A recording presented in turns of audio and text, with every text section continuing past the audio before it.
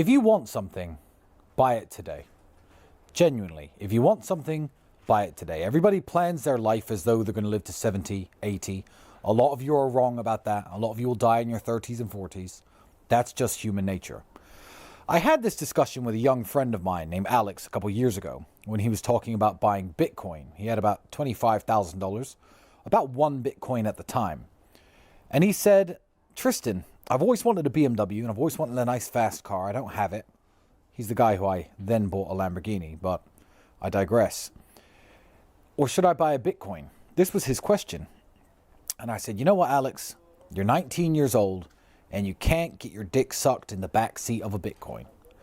And what I meant by that, as vulgar of an example as it was, is that you can buy crypto at your age. Maybe you're watching this and you're 17, 21, 25, and you could save for the future, plan for the future, and think maybe when I'm 35, I'll have all those things I've ever dreamed of. The ideal situation is to do both. Have all the things you've ever dreamed of and buy some cryptocurrency. But essentially nobody cares when you get to 45, 50. If you save your Bitcoin now and you're a billionaire at 50, then you get a Lamborghini, then you get a Bentley and a Rolls Royce and a boat. You're just some 50-year-old man with money. Nobody cares. When you're young, it is impressive. That's why I'm going to have a super yacht before I turn 40. That's why I had an Aston Martin when I was 21 years old. That's why I have a Bugatti when I was, when did I get that? 32, 31.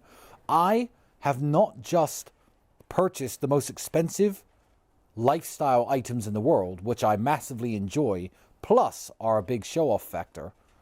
I did it at the right age. I did it at a very young age, and it's always more impressive. If I meet a 50-year-old man and he shakes my hand, he's got a Rolex on his wrist, it's a completely different feeling than when a 20-year-old reaches out his hand to shake my hand and there's a Rolex on his wrist. That 20-year-old, it's not expected of him to have that Rolex, whereas with the 50-year-old it is. So my financial advice to everybody